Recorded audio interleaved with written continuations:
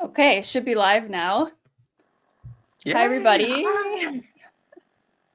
Today I have a brand new guest on my channel, Vince. And I've been Hi. following Vince for a million years. I don't know if you know that, but um, Likewise, but I wasn't sure how long, but I was like, we've both been following each other for a very long time now. So, yeah. So do you want to introduce yourself and let everyone know what you do? yeah, so hi, I'm Vince. I also go by Vince Kun, which is a nickname I was given by the Hello Project fandom in Japan. And I'm a part of the Hello Project fandom, which is like Hello Project idols, Japanese idols. And I do lots of content about them. Like I'll do reactions to their music videos and stuff. I'll also do like live performance reactions or something like if there's like something going on in the realm of that like niche crowd, I'll talk about it. So I kind of gained a little bit of a following through my reactions. But yeah, so that's me. I also dance and sing as well. I'm active in the K-pop dance community here in Portland. I used to be active in Chicago for around a decade. So I'm very into idols, very into like all things idols, like every country of idols. But I'm also huge into J-pop. The reason I follow Wikipedia is because I'm a huge Utada Hikaru fan. I've been a really big fan ever since I was little. I This might be a basic pipeline, but I was introduced to her through Kingdom Hearts, so that's how I know about her. But yeah, that's me. Yeah, I hear that all the time, but yeah, I love that. Um, Mhm. so just to check out the chat, Jamal, welcome back. He says, "Welcome, Vince. Hi. Hi, Thank you for coming Jamal. and supporting." Hi. Um, so I want to throw back before we get into Hello Project, because when Mhm. I first started following you, I found you through your K-pop reaction videos. Yeah, which I also did on a previous channel as well. Yeah. Yeah, and I've been so curious how you made the switch or what happened. Like, what was the factor that made you switch up to the idols, the Japanese idols, I should say. So it's kind of I don't Oh, know oh no, you cut out. that kind of went into that. Okay. Oh, yeah, I just saw. Tell me when I'm Okay, good again. you're good. Okay. Okay, cool. So when I first got into K-pop like around like 2008 to 2010, I was kind of like picking up groups here and there, and just like picking out songs at first, and then I started really getting into K-pop idol groups in 2010, and so that kind of launched my K-pop channel because I was just really, really hyper fixated on it. I was like super into all the groups at the time, but Girls' Generation especially. Mhm. And then I think around 2014, there was like a huge switch. I feel a lot of like things kind of like turned for me during that specific year.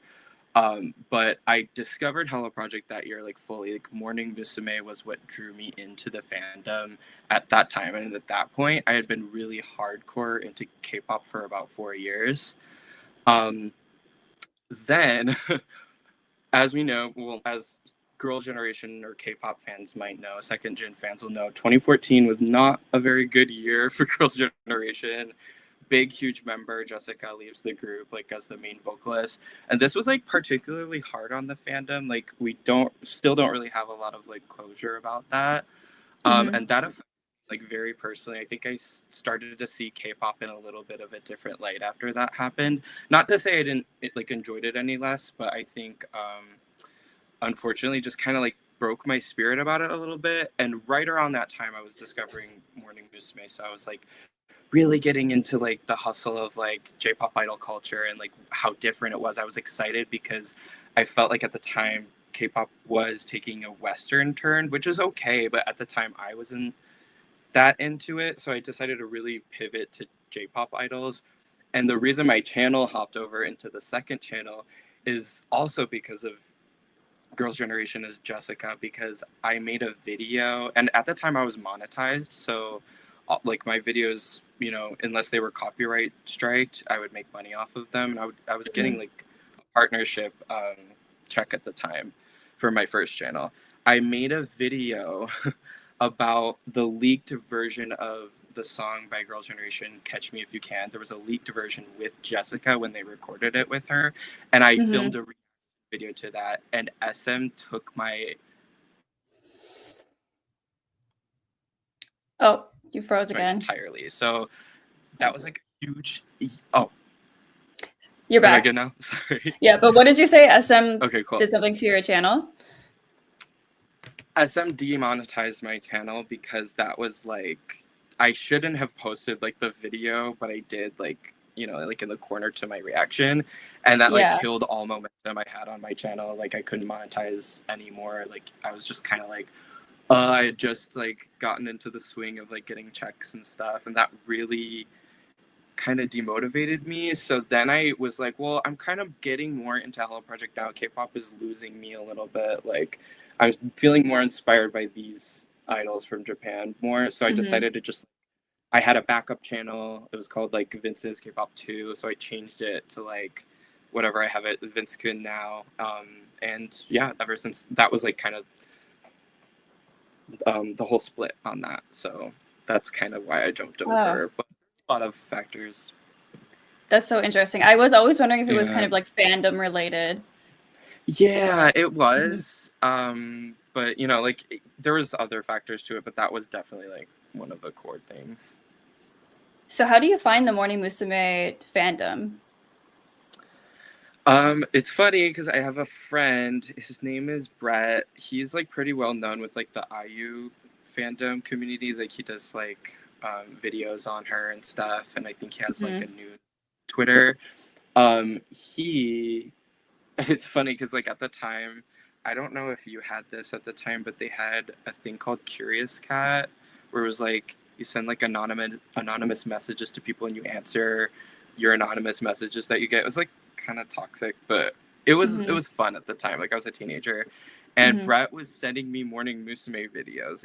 Like he sent me Help Me, Password is Zero, a couple other songs, and he was on Anon, so I didn't know like it was him sending them Oh. to me at the time. Mhm. But he was like, "Are my attempts at making you a Morning Musume fan like working?" Like like, and at the time, I don't know, I was just like not super open to it because this was like earlier in the year, in 2014, so I was like not that receptive to it, but I was like I like the music. It's just seems like something I might be into later. Like I don't know why I said this, but I was like it's like something I will be obsessed with later, but this right now I'm not into this. Lo and behold, I like months later, I think like around the time Jessica had left, and I was like kind of just like looking for another outlet. I saw an infographic. At the time it was called Morning Musume at a Glance, but now it's called like I don't know. It's like timeline of members or something. But it's a graph, and it's like it shows like the timeline of each member and like how long they've been around in the group and what singles they were there for. I was so interested by this graph and the morphing of Morning Musume, how they started in '97 and just kind of gradually moved on to the current era with like a graduation, like in a gradual like member change instead of just like rapid pace change. I thought it was really interesting. I was like, that's Mhm. such an concept. They have so many singles. I think at the time they had around like 60 um oh, sorry, I think I froze. Yeah. Your video froze, but I could still hear you. That's Okay, cool. I think around they had like 60 or so singles. So they had a lot of music and a lot of like history. And I was like really interested by this. So Mhm. that's like what drew me in. Like I love that there was like so much history and like the lineup kind of just flowed together like from like the beginning point to the end point. I still feel this way about them. I feel like their like music evolves very gradually. But that's what drew me in. So that's it was kind of a combination of Brett and the timeline. So the little Okay. graph I saw. That's so interesting. Yeah. Um, so I haven't talked about those groups very much, maybe mentioning some here or there in my videos. So could you Mhm. explain what Hello Project is to anyone who doesn't know?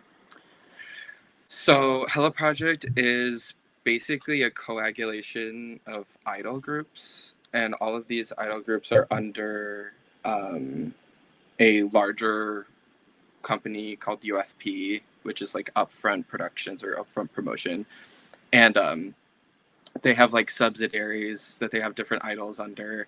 But their main like subsidiary kind of, I don't know exactly if it's a subsidiary, but it is like just like a union of groups under this company, and that is called Hello Project. And within Hello Project, you have all these different groups and then trainees as well.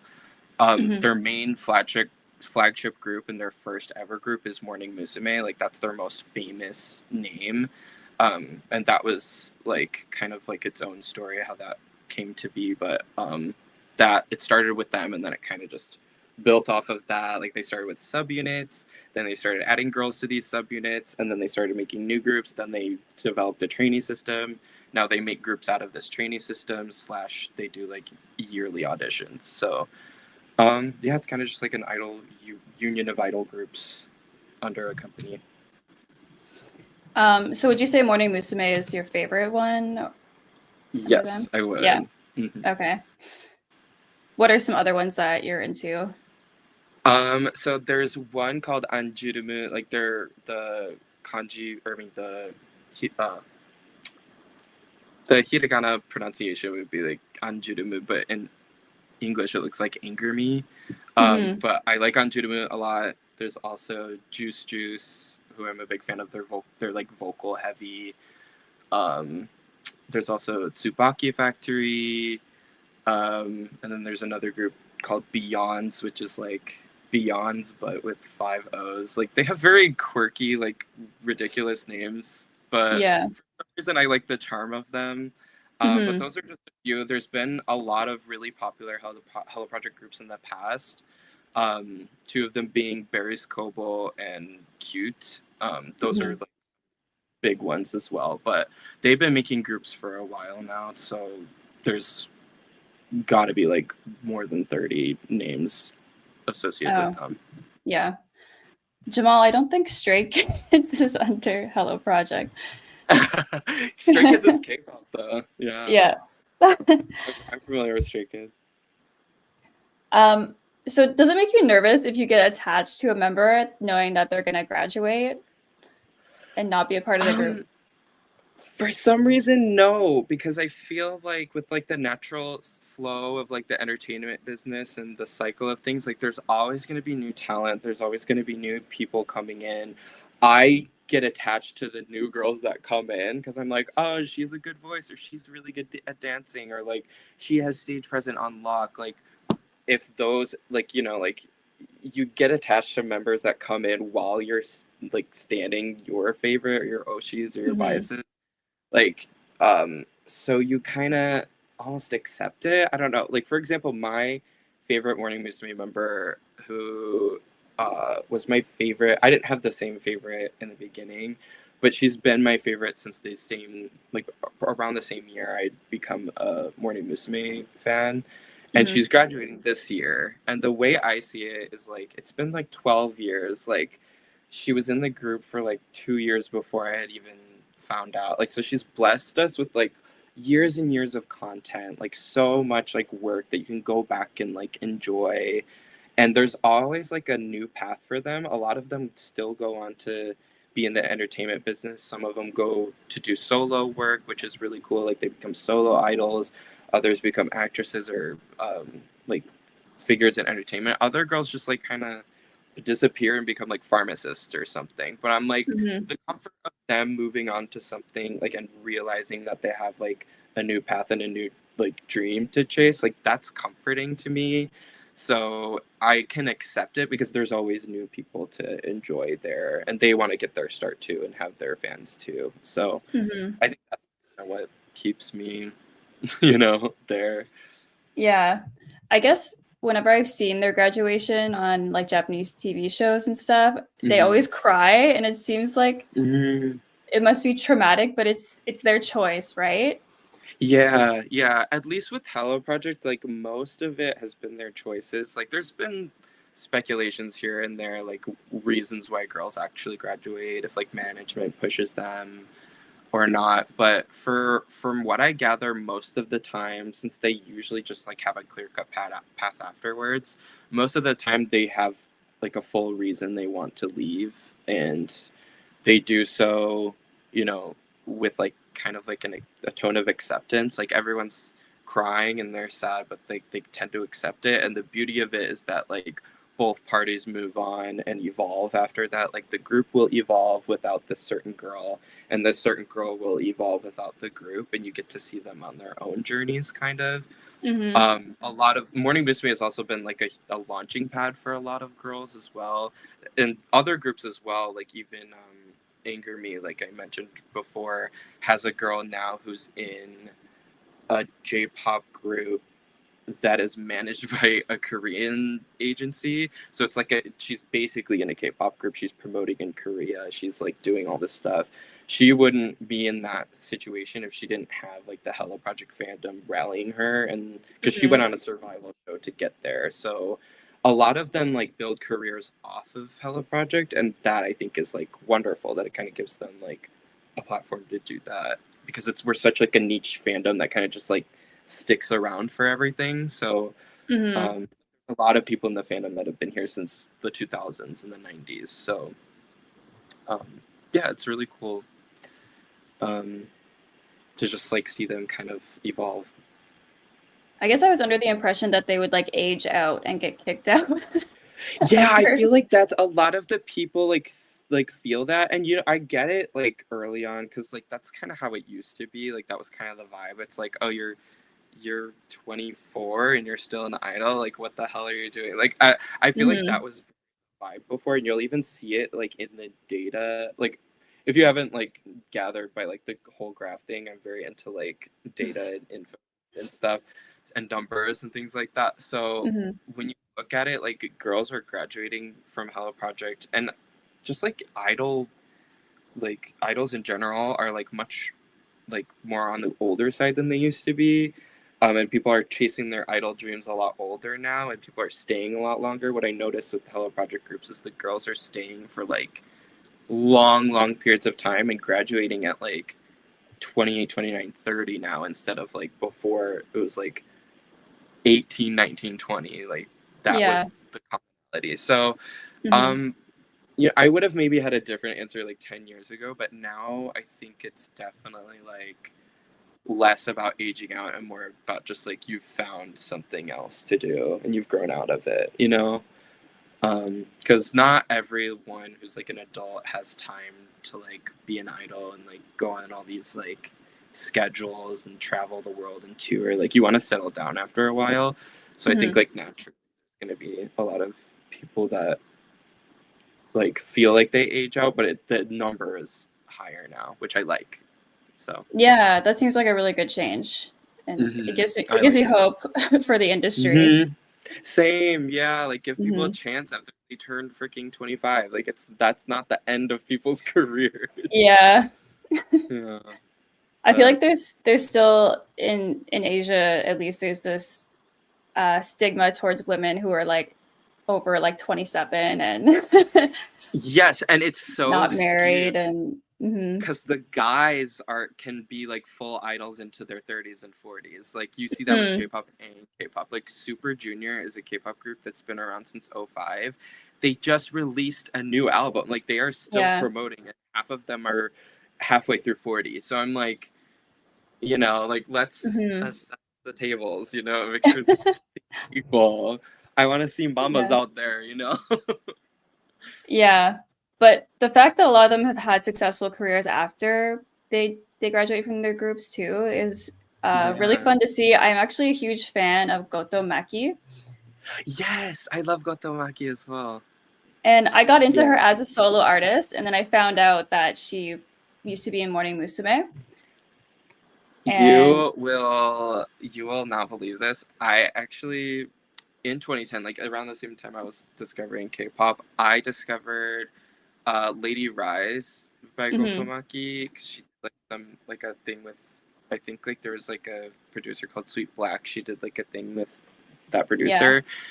I knew that song like all that. I knew Gotomaki and I knew that song. When I Mhm. discovered Morning Musume, I looked at the past members and I saw her. I was like, there is no way I've known this song and known for all these years. So it's funny that you mention her because she's like one of the very popular examples of like popular soloists.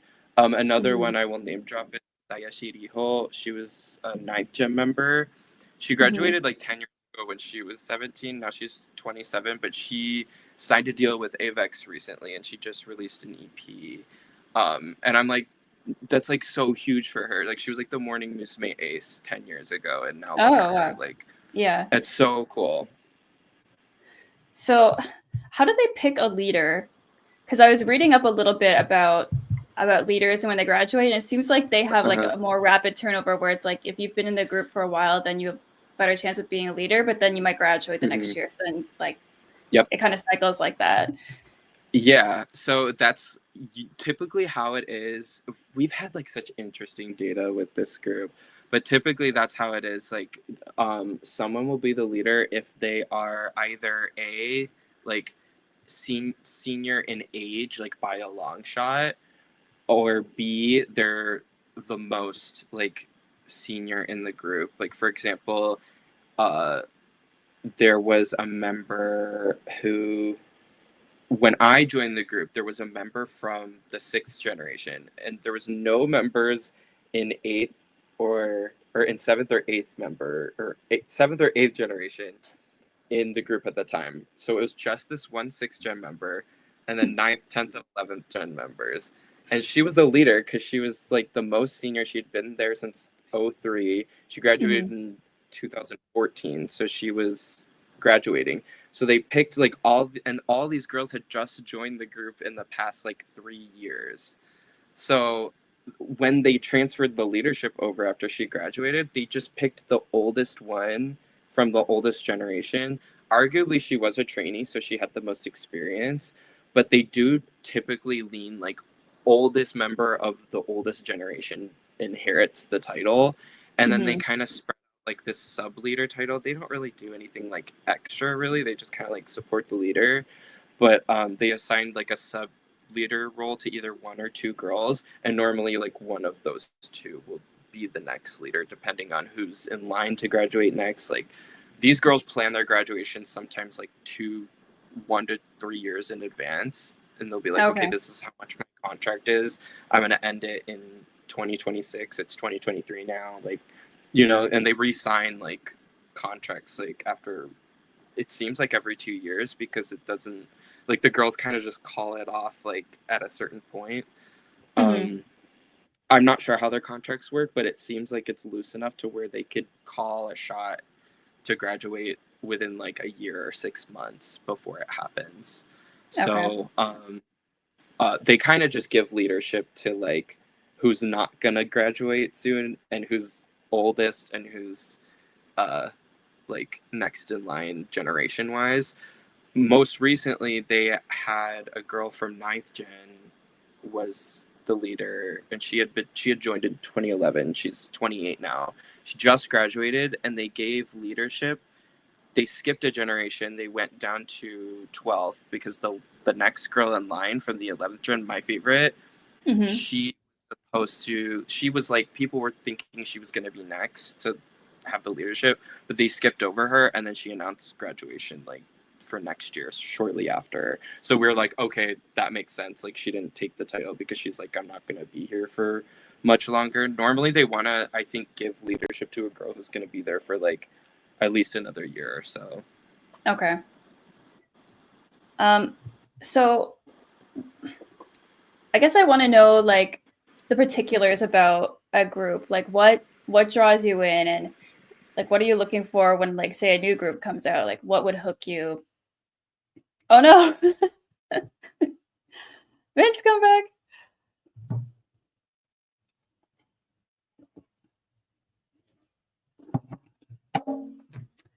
Hi everyone who's watching. Just wait and see if Vince will come back on. I know his connection was a little shaky.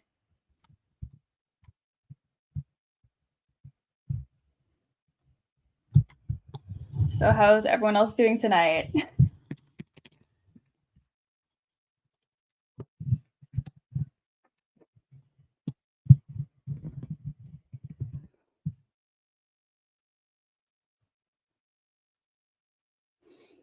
Um, next week, probably gonna have another live stream.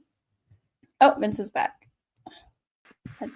Hi, I'm so Hey. sorry. My laptop turned off randomly. It's okay. Oh god. It's okay. Okay, so you were in the middle of asking your last question. I'm so sorry. Yeah, it's okay. So I think I was asking what exactly would draw you in, or like I watched like your reactions to their music videos, and you know, like all the members, like can you tell who's singing during the song, like if you're not watching the video, or like yeah. Yeah, so I don't know. I get so attached to idol groups, and this goes for like all idol groups, like J-pop, K-pop, T-pop, C-pop, like every idol group out there. Like I just really want to know more about like the groups, especially if I'm like drawn to the music a lot. So if I like a group enough, I definitely will be able to like tell their voices apart, like know who's singing, like be like, oh, like I think a lot of the times like the songs will like be previewed on radio or something like before they come out, and we'll try to like Mhm. listen like whose parts it is, like the fans will like theorize, and I like feel like I normally make accurate guesses. But with Morning Musume it's a little harder because like a lot of them sing at the same time, they have like shared lines sometimes, but recently they've been emphasizing solo lines a lot more, which I really like a lot because it gives girls kind of individual chances to shine. um as far as like what draws me into like a performance or a music video, I usually do like the singers, but I also just like someone who like really knows stage presence and like knows how to command a camera, like is very like locked into the performance. Like I like all rounders, people that dance and sing, because Mhm. that reminds me of, like musical theater performers who are able to Oh, like dance okay. at the same time, and that's Mhm. like my background. That's what I grew up doing, was like musical theater. So I think I'm drawn to like the people who are really stable and can do that all. Oh, okay. So when you say like they're the ace of the group, is that kind of like what you mean, like the triple threat?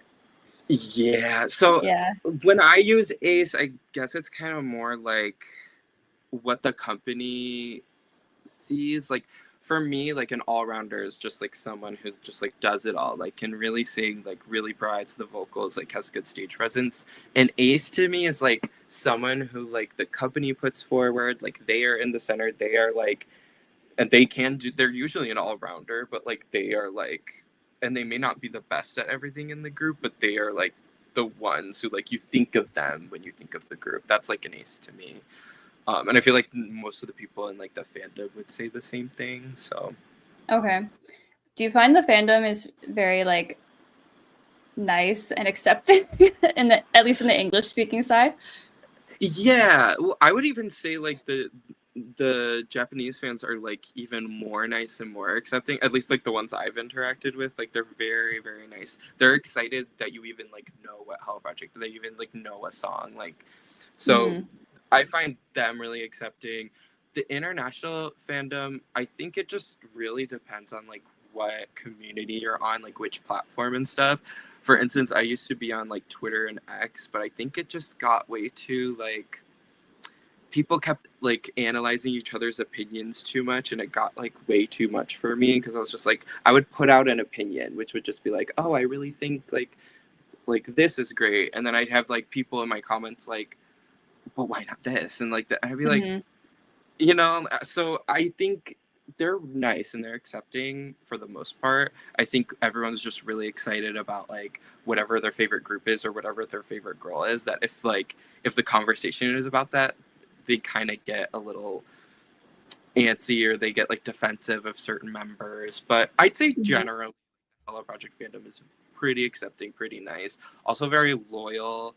um like I have people that have told me like, oh, I've been watching like your Hello Project videos since like 2016, 2017, and I'm like, Mhm. that's so long, like, like that's such a long time. Like, I can't even believe that you've been watching me since that long. Like, that's crazy to me, but they're very loyal like that. So Mhm.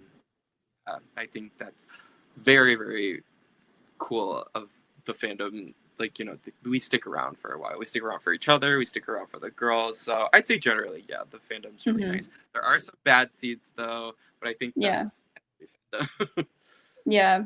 So you said you got your name from the fandom, or like the Japanese fandom. Mhm. How did you get into that? So it's weird because I felt like at first my reactions were like just seen by international Hello Project fans, like people from the US, people from Canada, people from just like all over the world, but like except for Japan.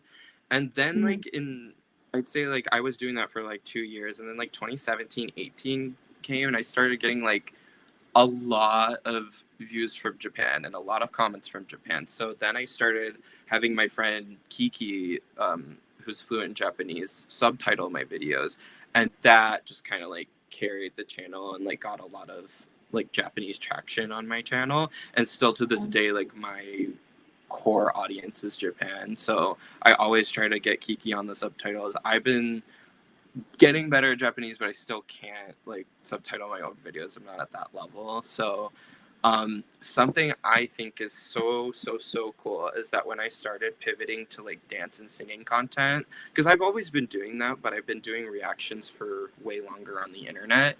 So when I started dancing and singing like on my solo channels publicly in 2023, I had like Japanese like followers on TikTok and on YouTube Shorts like comment and go like, "Oh, that's Vince Kun. I used to watch his reaction videos like years ago. Uh, Like, recognize me." And I was like, "That is mind blowing. Like, I had no idea people would like even like remember like a random like mhm. person the morning musume, and then like they see me dancing and they're like, "That's him." They look at the name, they remember. So I think that's wild, and that's why I've stuck with this name, because I'm just like, that's so cool. Like, I don't know, Yeah. it's cool. Yeah, I saw lots of Japanese comments on your videos too. Mm-hmm. So I think I'll have to try and start subtitling mine because it's definitely I have a few Yeah. Japanese viewers, but like definitely not Uh-huh. in majority. Yeah, honestly, like that does help, I think, a lot. Like I was getting a lot of Japanese viewers before that happened because I think like I had a certain video blow up, like it really um I don't remember which one it was, but it was a reaction video. Mhm. And I think after that is when I started subtitling them. So I think that kind of just helped, but it definitely will like make a difference. Even though like I think, sometimes they'll just watch, but I feel better when I have my videos subtitled because I'm like I really do feel like it's gonna get received better if they know what I'm saying. You know what I mean? Mhm. But yeah. Um, so I know the Japanese record labels and the like copyright censorship bots are particularly stringent, and I've Hmm. I've failed so many times at uploading reaction videos myself because they just immediately get blocked. So is Hmm. there some technique or is there some thing you do that you consistently upload reaction videos? I swear like this is that I don't do anything. It's literally just UFP does not care. Like they Oh. don't care. So like any like cuz I have also uploaded like reaction videos to like Utada or like other like artists, and they get taken down by UMG or like Sony or like Mhm. whatever because they are so strict. Hello Project and their labels specifically, like they they will even allow monetization on your video as long as they get partial. Like Oh, they will okay. copyright strike all of my videos. Like all of my videos are like claimed, but like Mhm. still like they put a claim in every time, but they allow monetization for some reason. I think But they they just really want the promo. okay. Um so I honestly my answer to that is just react to Hello Project videos because I think that's the only reason those don't get taken down is that company specifically doesn't really isn't strict. I love that though. Mm-hmm. That's another thing that gives me hope is like there are some companies in Japan that will allow them through. Mm-hmm. But it seems like the K-pop labels are the same way, where they want people to react, they want people to talk about their groups online, and Yes. Yeah. The K-pop labels, I think they used to be more like there was an era where they were more like copyright heavy, like they were taking down videos. When I started in the K-pop dance community in Chicago, that was also 2014. Like 2014 was such a huge like year for me, but Mhm. when I joined, like some of our videos would get taken down, and they were just Okay. K-pop covers. But Mhm. now, since K-pop's so widespread and they're relying so heavily on like virality and stuff, they definitely are more lax too. Like they don't strike things down anymore unless it's like you post on TikTok and it's like over 90 seconds or something. I think that's like the when they don't want the whole song used, you know. Oh, Um, but I think that's the only limitation normally. okay.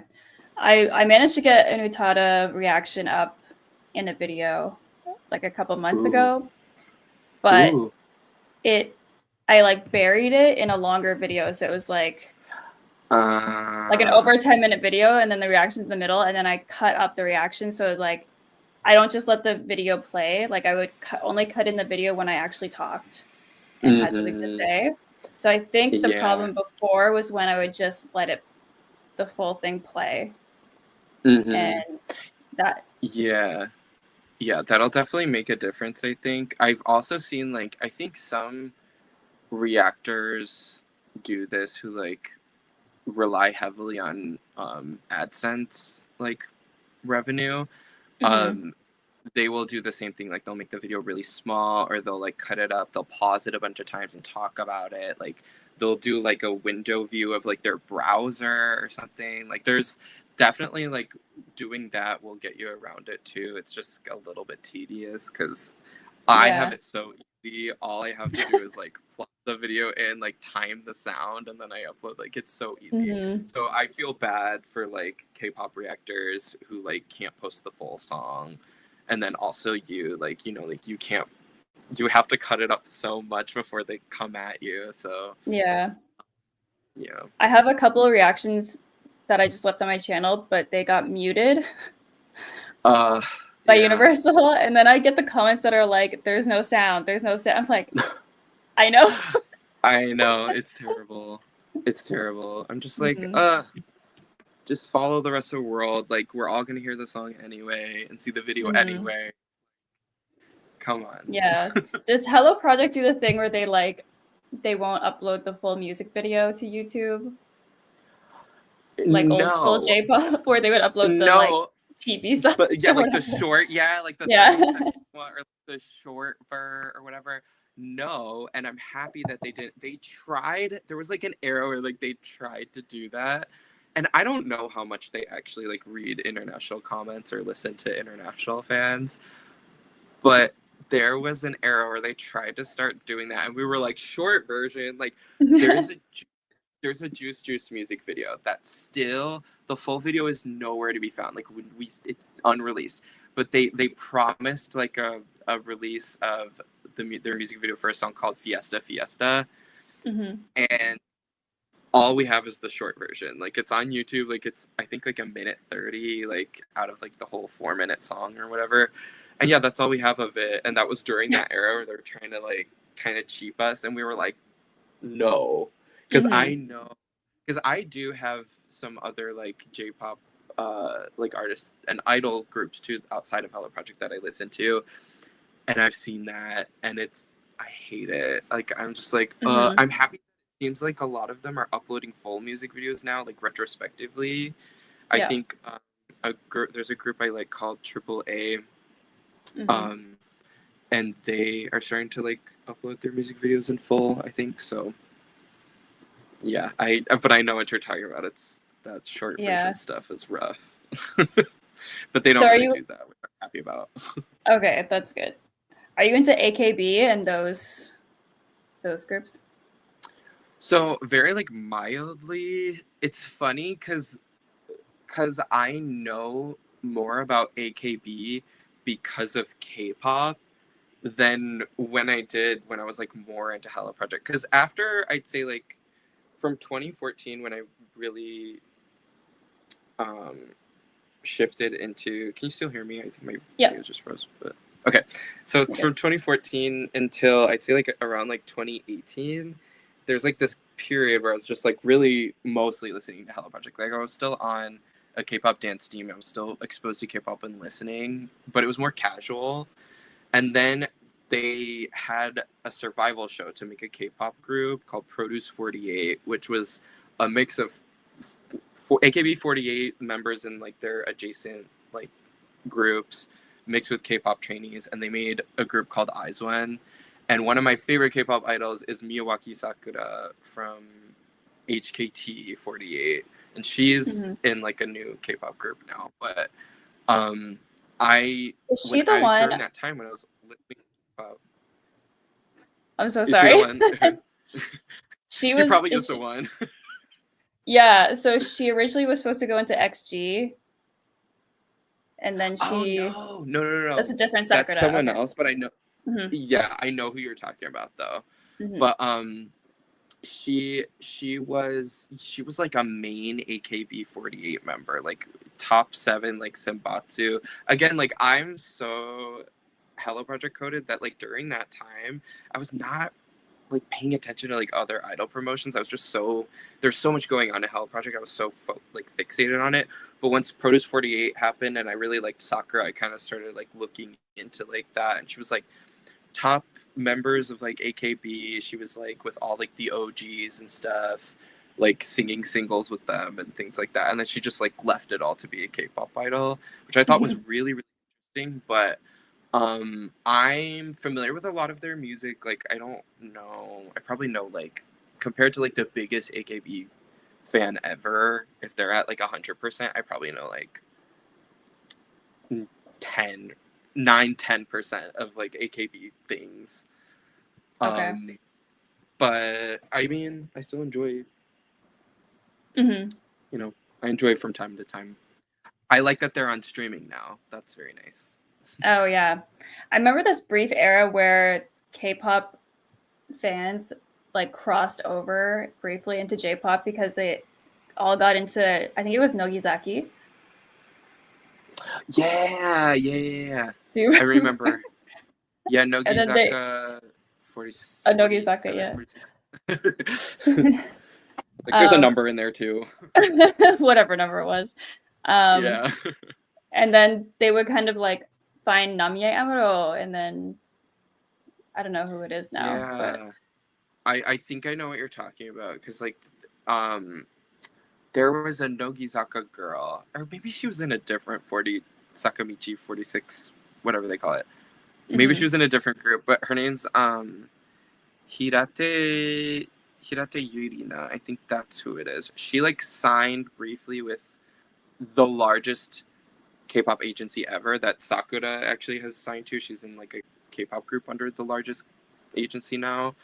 But that girl from Nogizaka, I think she's from. Don't like quote me because I really don't know this era of or this like section of J-pop, but she was signed to like their Japanese label like briefly. So I think like maybe people just started like looking into them around Mhm. that time.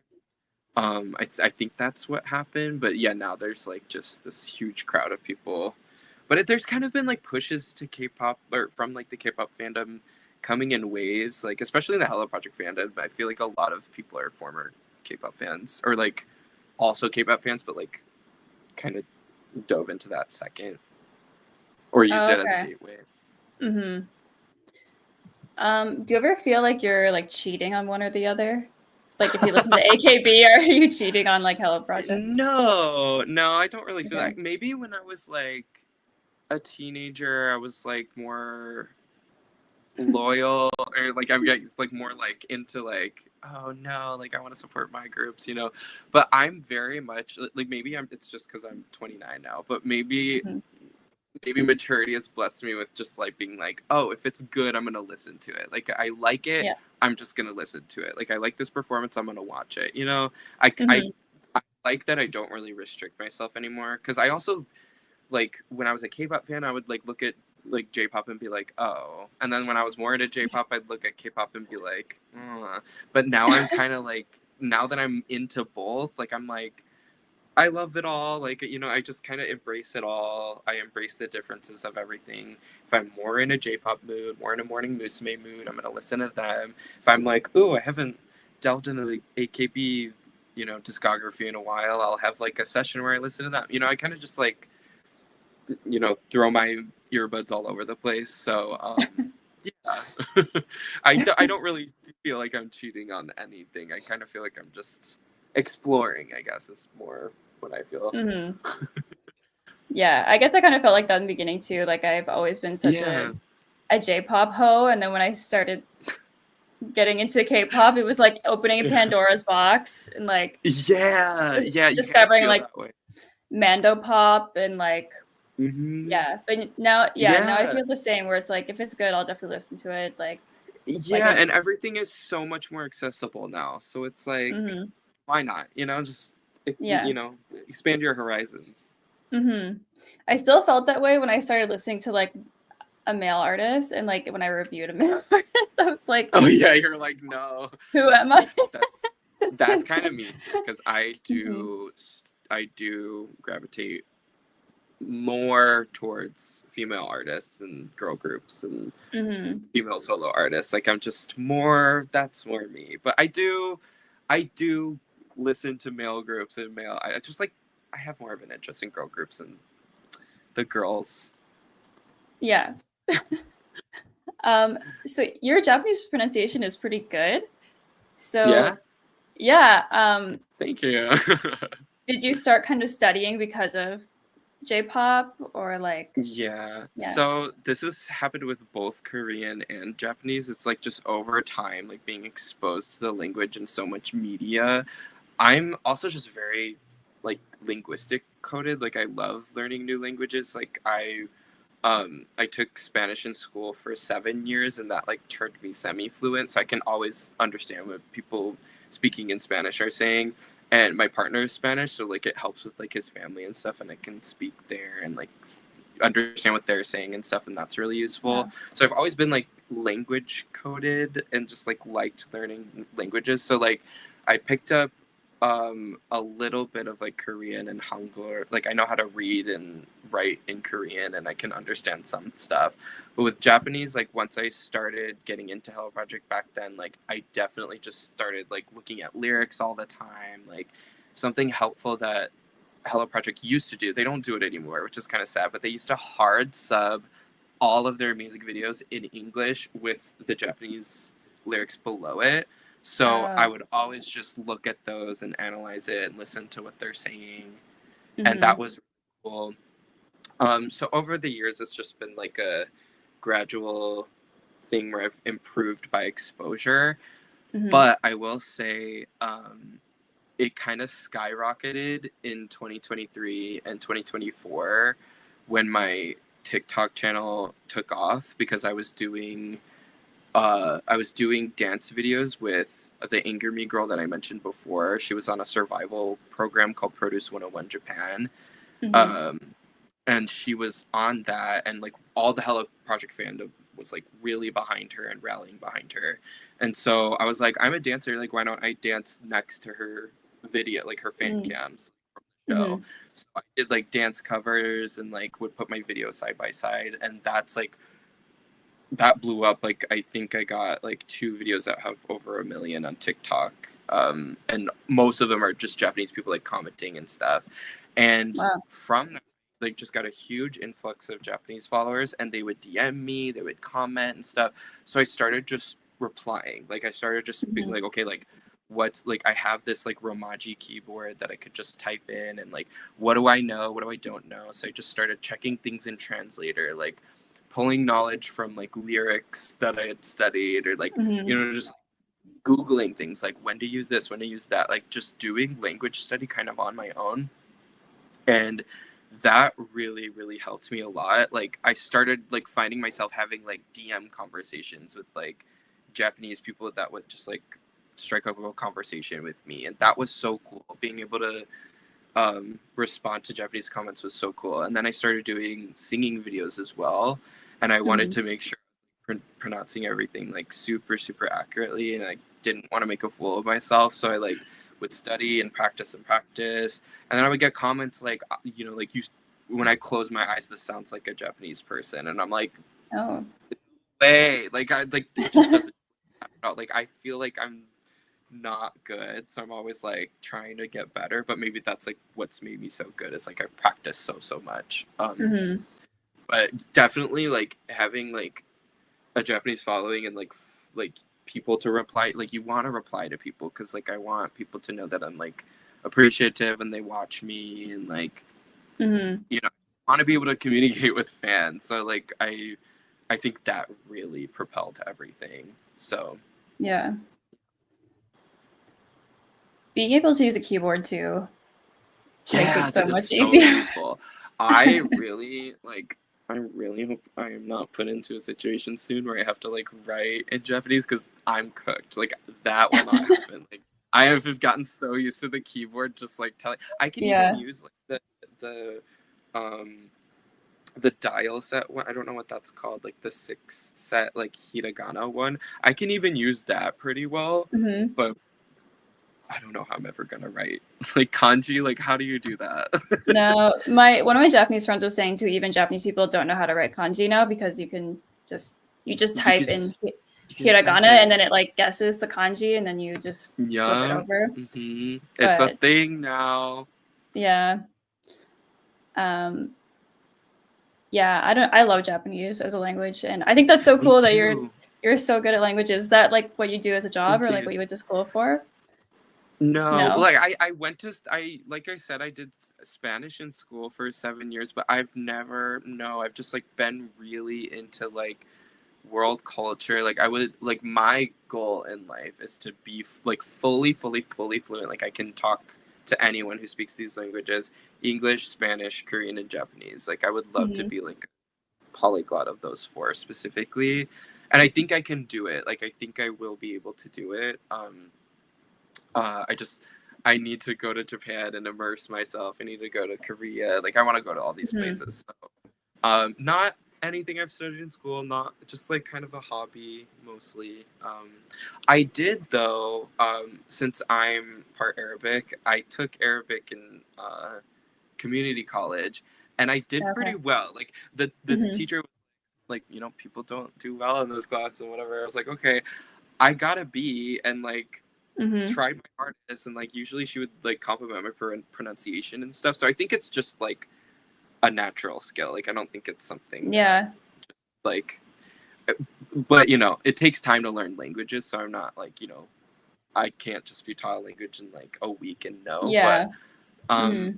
it's something that definitely my brain. It's good. Like my brain like catches on quickly. So I'm also like very into like pronouncing things correctly and like making sure like I can say things right. So When you're out in the wild, do you ever get made fun of for like pronouncing a foreign word correctly? yeah, I think I used to. I think like I Hmm. used to, and now that doesn't really happen that much anymore. Maybe it's like a cultural shift. Okay, yeah. Um, but yeah, I've had that happen before. Yeah. Hmm. You know, like the like Japanese words we use commonly in English, like karaoke and like samurai. And Yeah, and you if want I to say said, karaoke. Yeah. yeah, like I said a word like that in front of my friend who's like just speaks English and French, Uh, and mm. she was just like cracking up, like imitating me. I was like, I know how to pronounce it properly, so obviously I'm gonna pronounce it like the way Oh it's my meant god! to be. But then what would she say if you were like croissant? Like Yeah. like like does she want you to say croissant instead of croissant? Like Also, yeah, exactly. It's like we're just being accurate, okay? Like if mhm. I did have that knowledge, like I feel like now before I could do it, but I feel like now I can't pronounce any like Japanese thing like wrong. Like if I see like I don't know, like if somebody's yeah, like I will say like karaoke instead of karaoke, or if somebody's Mhm. like um I don't know, I can't think of one off the top of my head, but usually like I will if it's like oh yeah, if somebody's like name is like, oh, I just met this girl, her name's Hinari, like I'd be like, oh, Mhm. Hinari. Like I have to Mhm. say it like that because it doesn't feel right to be like Hinari. Like I don't know, you know? Yeah. Mhm. For sure. It doesn't feel normal. Maybe it's just because I know it more now, and that's like what's changed. But Mhm. yeah, Is there any other Japanese music you listen to? that we haven't touched on yet? Oh God. Oh my God. So I'm gonna say Utada again, even though I did touch on her like a little bit earlier. I just like definitely like one of my favorite solo artists in general. I'm definitely more of like a group oriented like listener. I don't know why. I just like groups like Mm-hmm. appeal to me more. But behind Madonna, Hiki is my second most listened to solo artist. Mm-hmm. Um and I'm also into like some of the other like solo J-pop girlies. IU is one really big one because of my friend Brett. Mm-hmm. Um I'm trying to think of there's definitely more that some other like groups outside would be Tokyo Girl Style. Like I know they just disbanded and I'm really like sad, but they Oh were no. like they started out as an idol group and then they kind of like I think became independent. Um I did mention Triple A. I'm trying to think like I know there's more that are just like slipping my mind. Um I listen to some Namie and some Kodakumi, but I'm not enough to like call myself like a huge fan.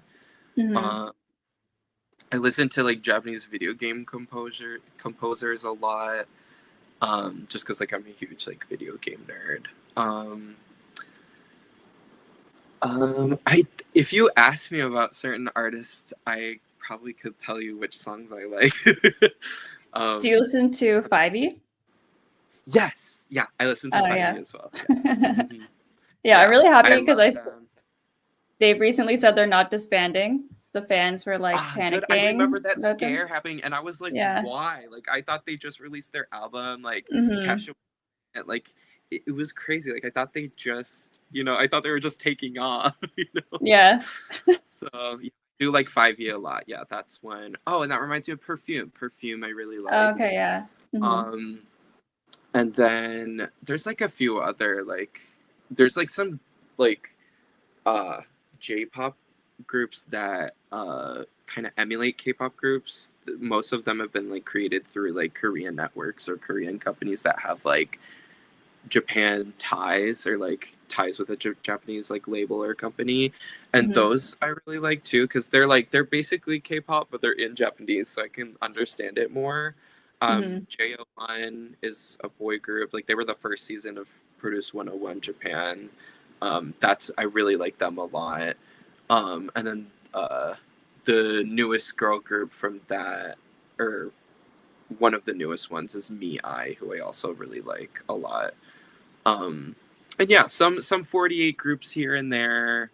Um, I think there's like other idol groups here and there that I like. A lot of solo artists from UFP, like a lot of them are like graduated like Hello Project members that I Oh, really okay. like. Mm-hmm. But yeah, that's like mostly it. But yeah, 5E, I love them. Ever since like Mm-hmm. I think UFO was the one where I was like, okay, like I see what you're doing, So Actually, no, good. Lettuce. When Lettuce came out, I was that one I Mm-hmm. liked. Mm-hmm. Yeah. Yeah. Really excited about them. Hmm. Um, what do you think it is for people like us? I'm assuming you're not Hmm. Asian. No. I mean, East I'm not. Asian, but Yeah, right. Like closer. Like yeah, but. yeah. What is it about like Asian music that you think draws you in, or like, because you like some like Western music too and stuff, but like, Yes, I do. Yeah, I do still like Western music, but I think I don't know. There's some sort of like charm with the way they present the music and the performances. I think like idol performances specifically are like a lot. I don't know. They're very specific. Like they're very like not a lot of performances and artists like focus on both vocal and dance, and I think like the focus on that is really important to me in like any sort of performance. Like I said before, I was like raised on musical theater and I used to be in theater when I was a kid. So maybe it's like the theatrics of it all and like they're really good with like facial expression and like I don't know. I feel like just Asian artistry is like elevated. It's I don't know. It's just a Mhm. little. It appeals to me in some way I can't explain, but I think like they do have like a really huge emphasis on like like things being different, things being creative, things being outside the box, and really like pretty and artsy.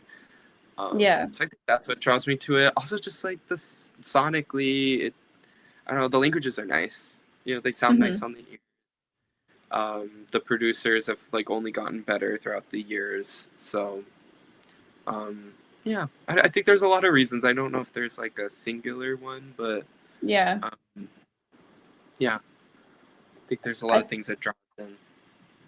I think when I see the Hello Project groups and other groups like that, that I Mm-hmm. feel like they're so unapologetically feminine and cute that Mm-hmm. I think is a big part of the appeal, and like it's accessible in a way. Mm-hmm.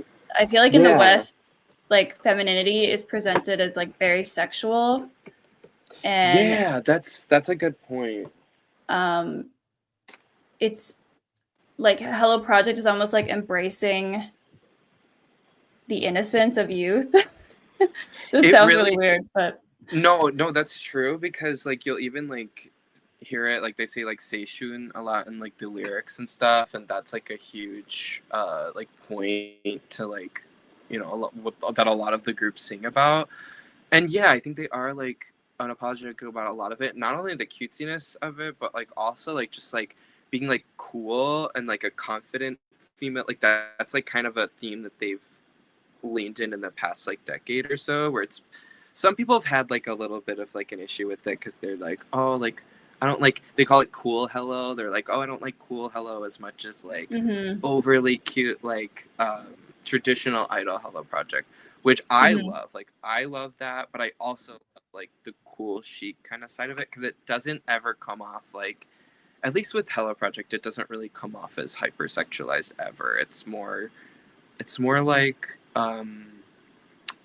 like just like beauty from like an artistic standpoint, I think, and like yeah, confidence and mhm, power. I think that's what I like about when the groups get a little older. They kind of delve into more of a experimental and like, I don't know, kind of more personality driven mhm. concept.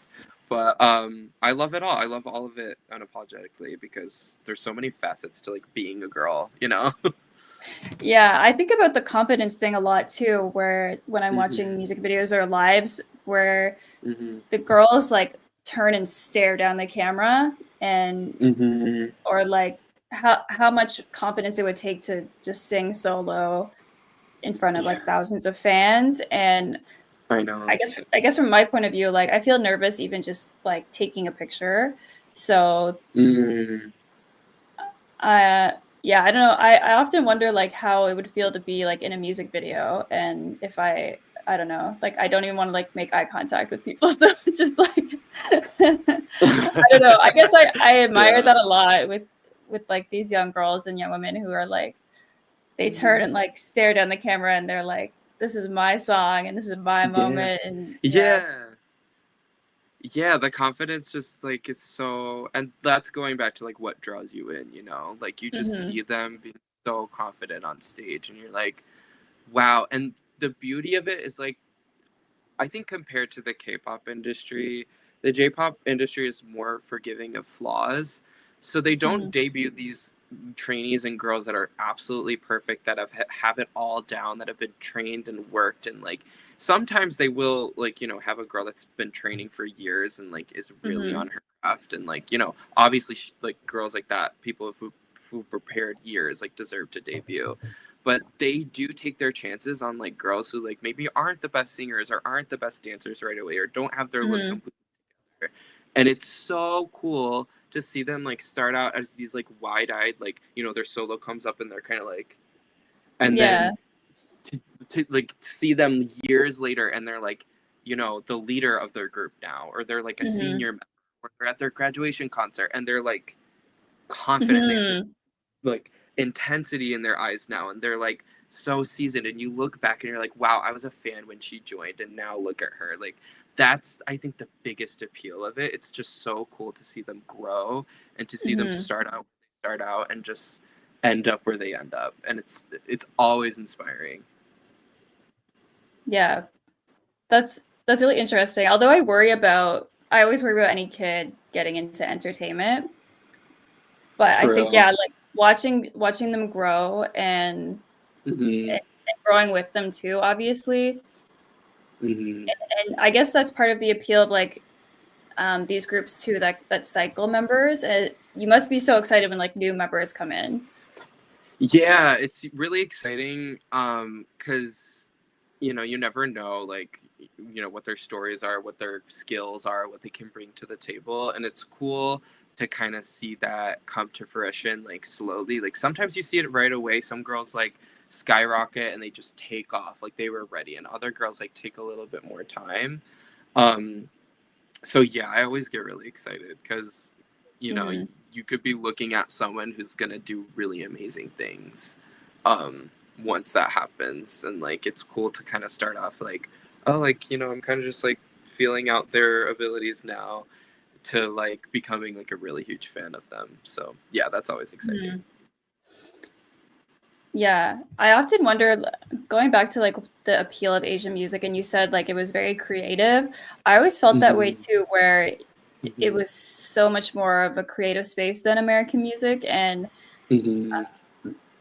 it was so much more experimental. And seeing like singer-songwriters being at the top of the charts, and like these like mass-produced groups would always seem like they also had, like you said, like a lot of creativity behind them, Hmm. and yeah, it was just so different. Hmm. Um, I don't know, yeah. I don't know where I Hmm. was going with that, but yeah, I think just because it was No, so it different. is though. Mhm. Yeah. I completely agree. It's I don't know, like you can't really describe it, but there is some just like element to it that gives it that that uniqueness that like I almost look for. I'm like I want something different. I want something that's gonna like give Mhm. me something that feels like not maybe not brand new, but just like unique. So I think yeah, like there's something that sets it apart completely. I like it. I like now that like the American and like Western industries are now taking notes off like K-pop and J-pop and Asian pop in general. Like I like that it's becoming more embraced now because Mhm. I think I always saw it as just something that's better than what we were doing here in like the 2010s and 2000s and stuff, and now that it's like influencing here, I think that's what I wanted all along, because I was just Oh, like, yeah. oh, like it's it's just like boring, like recycled, like very like stale corporate stuff was feeling like Mhm. it was pushed on us. Mhm. um so getting a break from that through all these groups and all these artists, yeah, like some of them come up with it on their own, others have teams behind them, but regardless, it's like all really unique and like forward, like, and that's what I like about it. So yeah, Mhm. I completely agree. Did you wanna be, like, an idol when you were growing up? Yeah, well, it's funny because like I feel like when I was growing up I didn't really realize that that was like a thing that people could just go do, like, and at the time it kind of really wasn't even that way. Like I was kind of like, oh, that's just like a fantasy, like you, like if you're in Asia you can go and be like an idol and like an artist and stuff. But Mhm. so maybe not like exactly an idol, but I think when I look back on what I wanted to do all those years and what I still want to do is like dancing and singing and getting up on stage and doing both. Like doing both has always been so fun to me. I've been more dance focused like for the past like decade of my life, but like I did love singing during musical theater and stuff. So I think like subconsciously I always wanted to be, and that's like why I always looked up to these groups, because they were doing something I really wanted to do. Nowadays Mhm. I definitely look at it as that I'm like, yeah, the reason I'm into this is because that's always been my dream, is to be a performer, someone that gets up on stage, someone even that makes music. Um, and I'm working on the like, like I've always been working on the performance part of it, but everything else has seemed like up to like maybe a few years ago, it seemed just like, oh, it's just like a hobby, a thing I do. But now it feels like there's like almost a shift where it's like there's like no limits on like the types of people that could be idols or artists or performers. So now I feel like that's like a dream now for me, even though I don't even know how that would ever be possible. But I always make videos and I always dance and I'm always like doing events. I'm teaching dance now. Like I just taught like a K-pop workshop a couple days ago here in Oh, Portland, and that was really cool. So yeah. um, I feel like long answer, but to say that in short, yeah, I feel like my whole life I've kind of wanted to do that, and that's like why I liked just performers in general so much, because that's so cool. Hmm. That, like being able to like pick up a mic and just sing in front of thousands of people, like that takes so much. Like even just Hmm. dancing, like takes so much to get up on stage, but it's like fun, and like I look on a stage like at a concert, I'm like, I want to be doing that. Like I want to go up there. Hmm. So yeah, I definitely think they've inspired me. Yeah, that's really cool. So what shows have you been in? Musical theater or just theater? Oh, yeah. So, I when I was little, one of my first shows was Beauty and the Beast, and that was Oh. so much fun. I was in like a full production, so it was like kids and adults. So I was Hmm. like a little townsperson and like a dancing napkin, and like that was Aw. I was living my little life. That was like the most one of the most fun ones, because it was one of my most like early ones that I did. Um, there's been like a lot others like here and there. Fiddler on the Roof I was in, Brigadoon, Music Man. I was in, and then I did a theater camp when I was younger, for fourth grade to ninth graders, and that like basically we would go to like a boot camp every single day for, I think it was like 8 weeks in the summer, and we would like audition, cast, rehearse, and put on like a musical Hmm. to at like a high school auditorium. And I met like so many friends. I got like so much performance experience doing that because I did all 5 years. My first Uh, year was it was probably like my 10th musical. Like I had done like some in the past since I was, I think, like 6 and 7. So my first like year of the camp, I was 11, and I auditioned earlier than everyone else because I was gonna be like on vacation or something for the first week, and we were doing Oliver, and I auditioned hmm. thinking, and I was like, "You're auditioning early. You're gonna miss the first week of camp. Like you're not gonna get a role. Like don't think you're gonna get a Hmm. role." So I was like, "Okay." I come back from my vacation, and they're like, so our Oliver's back, and I was like, oh, so I was Oliver in Oliver Wow. in 2006, and then after that we did like High School Musical, and then Grease was another one we did, and then Aladdin Jr. I think was like my final year, and I've not done a musical since then. That was like Hmm. 2010, so it's been like 15 years since I've been in a musical. Have Yeah. always said, oh, I'm gonna do them again, I'm gonna get back into them again, um but I haven't had Hmm. the time or like patience, I guess, or the Yeah. balls, because like, to be honest, I've been scared to do it, but I think it'd be fun. Hmm. When you're working full time, it's hard to commit to something like that. It's a lot of Yeah, time. exactly. And I've literally like I started working 3 years after that, like when I was in high school, and I've been working like pretty much since then. So it's like, Hmm. you know, what can you do? And I've Yeah. been on I've been on like dance teams and stuff too. So it's like, how can I Hmm. fit team stuff in with work, with sometimes school during those years, and like I had no Hmm. time. So maybe in the future though, that would be cool to kind of go back to my roots and see if I could Yeah. remember scripts really quickly like I used to. Yeah. I was into theater for a while too. Ooh, And cool.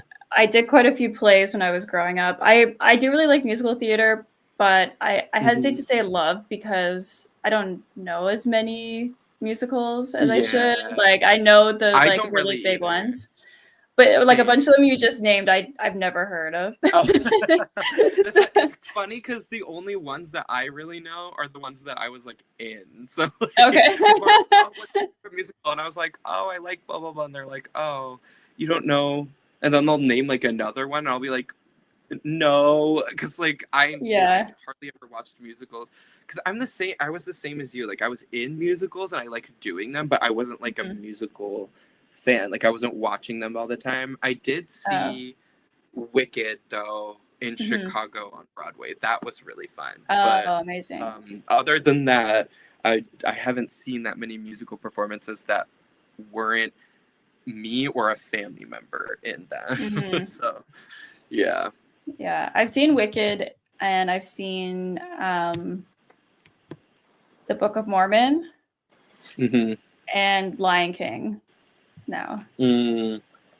Lion King was probably cool. It was cool, yeah. Hmm. The Um, dancers in that were probably insane. yeah, like it's all the props because they're all wearing like these outfits that look like the animals. Yeah. Oh, That is right. like it's so much to look at and take in, and then Yeah. Yeah. they have like the amazing singing and everything too on top of that.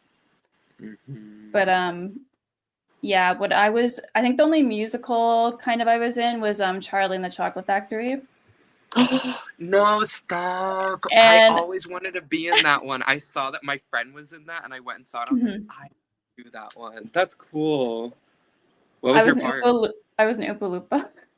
Ah! I love that. Was it fun? Did you have fun? Yeah, I loved it. I was such a ham. Good. I was like 14 Oh, at the I love time. that. So You have to be. You have to be a ham for that. mhm, You have to. Oh my god, that's but so then fun. I kind of fell out of it because I thought I couldn't sing. So like in high Oh. school, my high school only put on musicals for a long time, and so I didn't audition for Hmm. any of them.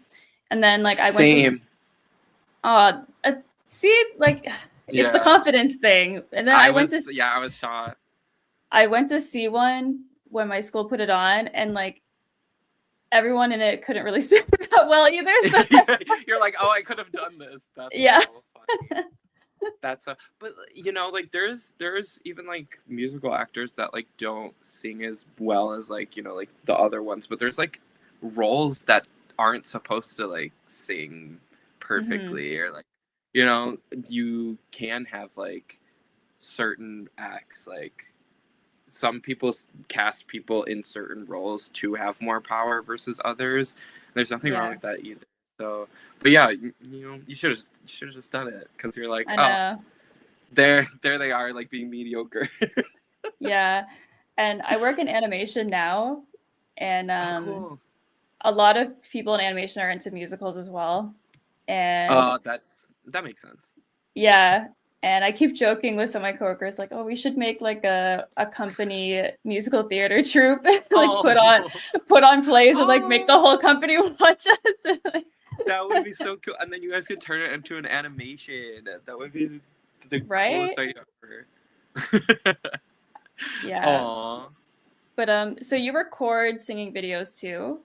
Like I Yeah, I see your haven't. dancing videos, but Yeah, I haven't done one in so long because, like, I don't know. I just like dancing, like, whatever. Like, I can dance anything. Like, I can dance in front of people. Singing, even though I love singing and I want to, like, get better, I want to train my voice again. Like, I used to do vocal training when I was little for theater.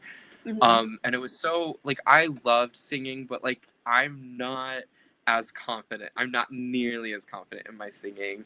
I've been told by people that I'm a good singer, like not like, oh my god, you're amazing, like da da da. But people have been like, oh, you're a good singer, like, and I'm like, okay, mhm. cool. Like, at least I don't sound terrible, but I'm not. I'm like you. It's like I'm not as confident in that. But um, so I haven't made a singing video in probably like maybe like a few months, if not maybe a whole Oh, year. that's not too But I bad. used to. I used to do TikTok, like singing TikToks a lot more often. So Oh, okay. So are um, you posting more on TikTok than YouTube now? yeah, I think mostly I do TikTok. I also post most, probably like 90% of my TikToks also on YouTube, but they're on YouTube Shorts. Mm-hmm. So I don't do as much like long form content anymore, which I want to get back into doing reactions because like they just, a lot of people like seeing them and I like to, make people happy with them. So Mm-hmm. I'm probably gonna do more of those. But yeah, like I think I've been just more leaning into like short content to just show my talents and get the performance juices out there when I'm not on stage, because I still do Mm-hmm. get to perform with my current dance team, which is a lot of fun. But um, I want to sing more, so maybe I'll start doing that again. Mm-hmm. So when you did record vocals, did you have like a whole setup? No, so No. like I feel like my setup is just like whatever. Like for most videos, even dancing, I don't even use like a tripod half the time. Like most of the time, it's just my phone propped up against something, and I find a good Mm-hmm. source of light, and then I find like I make sure nothing crazy is in the background, and then I just do it. So yeah, not really. I just kind of go. Oh, okay. Yeah. Yeah. I would like to record some covers too. I've always Oh wanted yeah, to do that, but yeah, I keep putting it off also because I that want would be like cool. a good setup and like good sound and I I don't know. think what I would suggest, because one thing that I notice about my singing videos that I didn't always really like is like balancing the vocals with like the background music or whatever instrumental I'm playing. Mhm. Um, and it always sounds kind of unbalanced. So I wanted to like, I always see these TikTok ads for these. They're like microphones that you could just like clip on, and then like it cancels the noise out, and you could just like, they're basically just microphones, but they clip in your phone. Mhm. And I've always considered buying one for vocals specifically, so I could just like, I wouldn't have to worry about like sound Oh. quality issues. But I think that's the one Yeah. thing I would invest in. I have a pair of those, but Oh, I've do never tried you? singing with it. Yeah.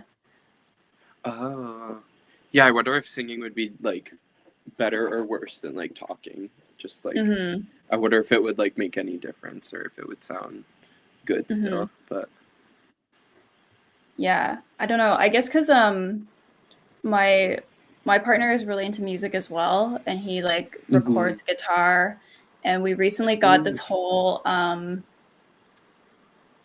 like sound insulation foam, like a whole set of it to do like a room. Oh yeah, for studio. Yeah, I've seen Yeah. that with like the bumps. Mhm. Mm-hmm. And we have this mic is like a condenser mic. And Oh so yeah, yeah. um he just bought a new one too, but Mm-hmm. he records like voice acting for animation and stuff too. Oh, that's cool. And so I kind of was like, oh, I need to do like a whole setup. Like we should make like a Yeah, sound booth and yeah. Like I mean, if you and have the equipment, like I mhm, also like was um a couple years ago, I was like considering setting up like a sound booth. I've just moved so many times in the last few years that it's been like I can't set anything up. Now that I'm a little mm, more settled, I have a microphone. It's like I think it's like the brand is like Scarlett or something. It's also like mhm. a condenser microphone with like an output box. I don't know what they call that either, but like that's all like you can Oh plug yeah. it in and like use it on Mhm. like GarageBand and stuff. Yep. Um, so I've considered like also setting something up. I also have like one of those Mhm. like, oh actually it's down here. One of those like one of these things. Oh, Like it's pop like, filter. Yeah. yeah, pop filter. Yeah, exactly. Mhm. So got that too. I have a couple of those actually. So yeah, you should set up a studio. I should set up a studio. Yeah. Let's start So singing. yes, we can do it. When you're recording your reviews, are you just like, or not reviews, sorry, your reactions? Are you just like Mhm. sitting down at your desk and like recording on your phone, or like do you have like a camera setup or? I used to have a camera setup, and I still have that camera, but I've gotten better quality videos with my phone in recent years, so I've just stopped using, because that camera was very old. I have like a Canon from, I think, 2008. Like, I got it when I was like younger. So, that's not super suitable for like my videos anymore. Plus it like stops recording after it goes out of focus.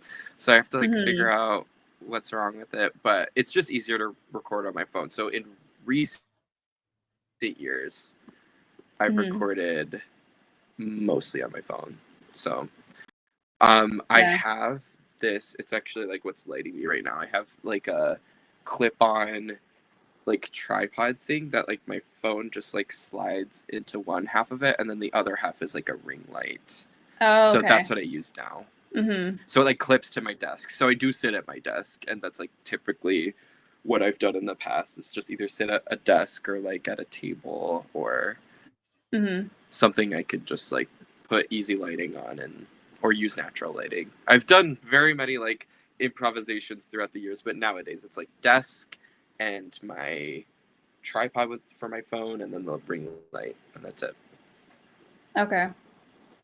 Yeah, I use my phone as well, and I get people, you know, who message me sometimes. They're like, I want to make videos, but I need to wait until I can get like a DSLR or something. Yeah, and I'm I'm like, like, no, you really don't. no, You don't need to do that. no, phone cameras are Yeah. so advanced now. They are like, it's like crazy with like the like you can get DSLR footage on an iPhone, like, and you have been able to do that for like a while now. So Yeah. yeah. Well, it's getting late over here. Yeah. Here Yeah. too. I don't know if you've like the lighting change gradually. I had natural light, and now it's like Looked like the sun went down. Yeah. dark. Yeah, the sun's like setting now, so Mm-hmm. yeah, and it's late. It's like much later there for you, so I get it. Yeah, but thank you so much for coming on and talking to me today. I'm glad we could Yeah, reschedule. of Thank you so much for course. rescheduling too, and Of understanding when I course, I had to understand. cancel last minute. Um, Hmm. but yeah, it was great Yeah. to, I guess, not, I guess, meet online after so Right, many because years. we've been like, yeah, we've been talking for so many years and like commenting on each other's videos, watching each other's videos like for so Yeah. long. So this has been so like I got even like a little nervous because it felt like I was like almost like meeting a celebrity. So I was like, oh my god, like, No, oh my great. your But I had channel's so so much much fun. bigger than mine. No, I like I don't know why I just like always looked up to your channel, and like I love the way you talk about things, and like you really focus on things I care about, and I always do that Oh, too. Like I that's why I had so much fun today, because I just got to nerd out and talk to you, and that was so cool. So thank oh, you. you're so sweet. No, I felt the same way where I was like, Mhm. oh, Vince's videos like get so many views and like he gets so many like No. long comments and stuff. It's like, Oh, no, like honestly, like no, it's not. It doesn't make me any bigger than you. We're just two J-pop nerds that like to talk. So that's what yeah. that's why this was so much fun. Yeah. I feel like since I started following you on Instagram too, that I kind of had like a closer look at your personal life. So now I kind of know the actual Yeah, details because I assumed so many things yeah, about like your mm-hmm. dance videos and oh no, people are joining Yeah. now when we're about to sign up. No, y'all missed it. It was so Uh, good. Freddie Boo, is this Brett that you were talking about earlier? Yes, this is Brett. Hi, Yeah. Brett. No, I know. I totally Why are know you him late? too. We were talking about you like an hour ago. Where we were, I was like telling you how you got me into learning Musume and IU. Shaking But my well, like head. you post them though. Do you Yeah. post like edited versions? Okay, yeah, that's what I thought. Yeah. Oh, Roybos, you missed it as well. I'm so sorry. but thanks Um, for still coming, guys. yeah. You missed the most of it, but at least you got the very end. Is this your first time doing a live stream? No, like I streamed a little, like I do game streaming sometimes. I haven't done it in years, but that's like another Oh. thing I used to do is stream on Twitch. Mm. So that's like that's kind of, but like not getting to talk about J-pop like or like K-pop or anything. Like this is my Mhm. first like just talking stream. So that Okay. was really fun. That's awesome. Yeah, I always see your gaming channel on your channel. So that was another thing I was wanting to get to. Yeah, it has not been active in so long. I post some Mhm. Fortnite clips here, but Oh, yeah. okay. Is that what you're playing like currently? Yeah, I love Fortnite. I've been a Mhm. fan since it's come out, but mostly I'm a Mario, Fortnite, and Kingdom Hearts ho. Like that's just Yes. my Mhm. trilogy. So Mhm. um, yeah. Yeah, that'd be cool if you started posting those again too, or like I streaming games. probably will. Yeah, I would love Mhm. to just do streams of drama. That's something I've wanted to start back up for a very long time, and now I'm in a more permanent like living situation. So, um, that's my next goal is to start doing that again.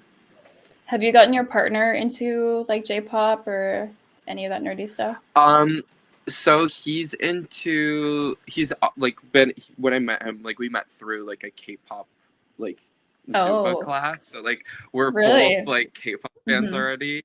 Um, but I have introduced him to Morning Musume, specifically a couple other Hello Project groups that I've shown him concerts, and he's into Mhm. it because he's a nerd. He's into like, Japanese culture. He's been to Japan several times. He likes Pokemon, Dragon Ball Z, anime. Like he's Mhm. showing me a lot of different anime. So like we're kind of trading interests. So yeah, he's like getting into J-pop. Also, he's heard a lot of Utada too because I'm Mhm. playing Utada all the time. So Mhm. yeah, he's definitely been influenced by me. Yeah. But I love that you met through that too. That's really cool. Yeah, it's just like such a unique, like very us, like both of our families were like, you would meet your partner at K-pop Zumba, like that would be a thing. Like, but it's just such Mhm. a fun. It's like I when I moved to Portland, I wanted to look for like K-pop related activities and like get close to the K-pop community and stuff.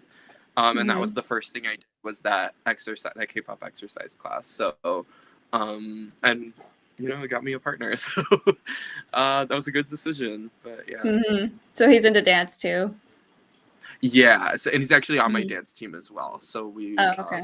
we dance together, we're living Aw. together, we watch stuff together. So yeah, I it's love like it. a good match. Aw. So cute. Yeah, Okay, well, I was trying to thanks. sign off and then I like went off on a I tangent again. know. It's okay. We need to give them a little something. Then people destroy.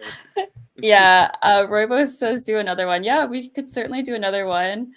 That would be fun. I Um, would definitely do another one. yeah, maybe I'll brush up more on my Hello We could make project. it like oh shoot, sorry. It's We okay. could make it more like Hiki focused if you wanted to. Like we could talk about our favorite songs and albums and stuff. Yeah, for sure. Yeah, we didn't get into that at all. I would love to know your opinions and Yeah. stuff too. But Yeah, me too. I want to know. So that would be cool. yeah, and now that I know that Hello Project doesn't copyright strike or like take down the reaction videos, Mhm. maybe I'll start reacting to Mhm. Morning Musume Yeah. videos. So, And they have such a like they're like I said earlier, the Japanese fandom is so like excited when they see like people from outside Japan reacting. So you'll get traction with that for sure. okay, awesome. And there's so much legacy to like dive into, like you were saying. So, So much. Girl, you have so much. Like since mhm. '97, like all the way back. So you can even start from there and move forward. So, there's the world is Yeah, your oyster. The Hello Project world is out there for you. So yeah. I've thought about doing some deep dive, like long form videos. So that might be like an interesting project. It's like yeah, reviewing like yeah, that would be. And if you 20 needed any years. info, like Mhm. I got it all up here. There's also a Hello Okay. Project wiki that is amazing. They are so detailed over there. Oh, okay. Um, Yeah. they do the Lord's work. So any Hmm. info you need to know can direct you to a link or whatever. So let Yeah. me I know. love how I will call you. And like, I love how intense all the fans are too, updating the wiki They and are. They're like, so passionate. keeping track of graduations and what year everyone was in and everything. I talked to someone one time who like told me they were into the girl groups and like AKB and Morning Musume and stuff. And I was like, oh, like what songs do you like? And she was like, I don't really listen to the music. I was like, she's like, I watch the politics and like watch their graduations and stuff. I was like, what? That's so interesting. Oh, is that not common? Like, no, I feel like usually like you like at least like, an era of the songs or whatever. Like a lot of people like will stop liking music like or like their favorite all graduate, but then they kind of keep up with it a little bit. So I've heard of that. Not like, oh, I don't know any songs. That's kind of funny. But hey, like you're enjoying that. Cool. Freddie Boo said, I'm excited to watch the full thing when it's up. Yeah, it should go up momentarily after I end the stream. And Royibo said, do a 3-way stream with Brett. That would be really fun. Brett, that would be fun. Like to come on sometime. We can talk J-pop divas. I promise not to be mean about IU. That's so fun. I'll be the mediator. I'll be because I like both. I really like IU as well, but I have this like reputation of being a hater just because I had like critique. Fair. That's fair. That's fair. Yeah. But I feel like Brett has like a good sense of humor and we're mutuals on Twitter and stuff. So yeah. But yeah, this has been so fun and so insightful. I feel like I learned so much about Hello Project and Brett, that sounds good. Yeah, we can eventually work something out. Yeah, thank you so much, Vince. So happy to talk to you in person. So happy to talk to you. Yeah, it was really fun. Awesome. So thank you guys for coming and hanging out. And yeah, next week I'll probably do another live stream with Matthew. We're going to talk about our Crystal K experience. So yeah. But anyway, bye guys. Bye everyone. Thank you.